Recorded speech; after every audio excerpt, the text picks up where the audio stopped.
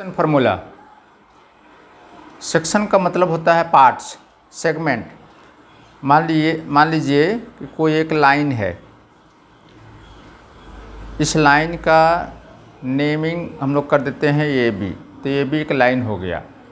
यदि इस लाइन को हम के बीच में कोई एक पॉइंट हो, सपोज कीजिए कि एक पॉइंट सी है, तो ये पॉइंट अब इस लाइन को 2 पार्ट्स में डिवाइड कर रहा है, तो इस पार्ट इसका सेक्शन कहलाएगा। तो इसीलिए इस फार्मूला का नाम है सेक्शन फार्मूला। यदि कोई और दूसरा पॉइंट ले लेते हैं, पॉइंट डी, तो सी या डी ये दोनों पॉइंट इस लाइन को 1, 2, 3 पार्ट्स में डिवाइड कर दिया। तो इसी पार्ट से रिलेटेड जितने भी इंफॉर्मेशंस हैं, उससे रिलेटेड जो फार्मूला है उसका नाम है सेक्शन फार्मूला। तो आइए आज हम लोग देखेंगे कि सेक्शन फार्मूला क्या है और उसे इजी वे में कैसे इम्प्लीमेंट किया जा सकता है। तो सबसे पहले सेक्शन फार्मूला देख लेते हैं। मान लीजिए कोई एक लाइन है ए बी, इसका कोऑर्डिनेट है, चूँकि एक कोऑर्डिनेट ज्योमेट्री है तो सब कुछ कोऑर्डिनेट से रिलेटेड है। तो पॉइंट ए का कोऑर्डिनेट है x1 y1 और पॉइंट बी का कोऑर्डिनेट है x2 y2, और एक पॉइंट जो इसको 2 पार्ट्स में डिवाइड कर रहा है उसका कोऑर्डिनेट है एक्स वाई। अब मान लीजिए वो दोनों पार्ट्स है m1 m2, ये दोनों पार्ट्स इक्वल नहीं हैं, अनइक्वल पार्ट्स हैं। तो एक पार्ट्स को हम लोग m1 मान लिए, m2 मान लिए। इट मीन्स वो point C A B line को m1 m2 रेशियो में डिवाइड कर रहा है। तो यदि हमको जो पॉइंट सी जो इस लाइन को डिवाइड कर रहा है, यदि उसका हमको कोऑर्डिनेट फाइंड करना है, इट मीन्स x का वैल्यू फाइंड करना है और यदि y का वैल्यू फाइंड करना है, तो हम इस वैल्यू को कैसे फाइंड करेंगे। इसका फार्मूला है x is equal to x1 m2।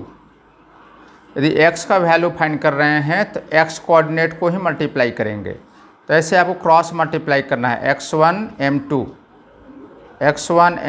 Plus x2 m1 divided by m1 plus m2। ये x के लिए वैल्यू हो गया। यदि y के लिए हम लोग वैल्यू निकालना चाहेंगे तो ये हो जाएगा इसी तरह से, क्या वैल्यू हो जाएगा, y1 m2 plus y2 m1 divided by m1 plus m2। तो आप ध्यान रखेंगे x1 है तो यहाँ m2 से मल्टीप्लाई होगा, x1 m2 plus x2 m1 divided by m1 plus m2। तो यदि आपको x का वैल्यू फाइंड करना है तो x कोऑर्डिनेट को मल्टीप्लाई करना पड़ेगा, और y का वैल्यू फाइंड करना है तो y कोऑर्डिनेट को मल्टीप्लाई करना पड़ेगा। अब इस फार्मूला से हम x का वैल्यू भी फाइंड कर सकते हैं, x1 x2 का भी वैल्यू फाइंड कर सकते हैं, और रेशियो जो m1 m2 है इसका भी वैल्यू इसी फार्मूला से फाइंड किया जाता है। इट मीन्स सेक्शन से रिलेटेड जितने भी इंफॉर्मेशंस है सबका वैल्यू इसी फार्मूला से हमें फाइंड करना है। तो आइए एक एग्जांपल देखते हैं कैसे इजी वे में इसे इम्प्लीमेंट किया जा सकता है। तो आपके एनसीईआरटी बुक में पहला क्वेश्चन है, find the coordinates of the point which divides. वह पॉइंट जो डिवाइड कर रहा है उसका कोऑर्डिनेट फाइंड करना है। द जॉइन, ये 2 पॉइंट दिया हुआ है, in the ratio 2:3। m1 m2 का वैल्यू 2:3 दिया है, और 2 पॉइंट्स जो हमने a और b माना था उसके जगह -1 7 और 4 -3 दिया है। तो ये कोऑर्डिनेट जो पॉइंट डिवाइड कर रहा है उसका कोऑर्डिनेट हम लोग कैसे इजी वे में फाइंड कर सकते हैं। तो सबसे पहले हमें फिर से इसी तरह का एक फिगर बना लेना पड़ेगा आपको उस क्वेश्चन को सॉल्व करने के लिए। आप एक फिगर बना लेंगे, उसका नेमिंग आप कुछ भी दे सकते हैं। सपोज़ कीजिए कि नेमिंग ए बी है और -1 7 इसका पहला कोऑर्डिनेट है और 4 -3 सेकंड कोऑर्डिनेट है। अब पॉइंट जो डिवाइड कर रहा है उससे हम लोग सी मान लेते हैं, इसका कोऑर्डिनेट फाइंड करना है, इससे हम लोग एक्स वाई मान लेते हैं। और रेशियो दिया है 2:3 का रेशियो में, इट मीन्स m1 m2 का वैल्यू दिया है। अब यदि आपको x का वैल्यू फाइंड करना है तो आप डायरेक्टली इस तरह से लिखेंगे x इज इक्वल टू, आपको करना क्या है, ये x कोऑर्डिनेट -1 ये 3 से मल्टीप्लाई होगा, it means cross multiplication type में होगा। -1 3 से मल्टीप्लाई होगा तो हो जाएगा -1 इंटू 3, -1 इंटू 3 प्लस ये 4 जो x का वैल्यू है वो इस 2 से मल्टीप्लाई होगा, ये इससे मल्टीप्लाई होगा, तो 4 into 2 divided by m1 plus m2 formula है, तो 2 प्लस 3, तो क्या बन गया according to formula x1 m2 plus x2 m1 divided by m1 plus m2। इस तरह से आप इससे सॉल्व कर सकते हैं। आप इससे आप सॉल्व कर ले 3 into -1 -3 plus 4 into 2 8 divided by 3 plus 2 5। अब 8 में से 3 माइनस होगा तो बचेगा 5, 5/5 हो गया आपका 1। तो इस तरह से x का वैल्यू आ गया। सेकेंड, अब आपको y का वैल्यू फाइंड करना है।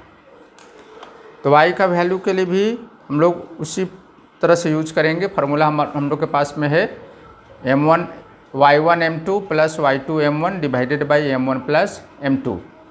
तो y कोऑर्डिनेट के लिए आपको y का वैल्यू फाइंड करने के लिए आपको y कोऑर्डिनेट को मल्टीप्लाई करना पड़ेगा। It means 7 into 3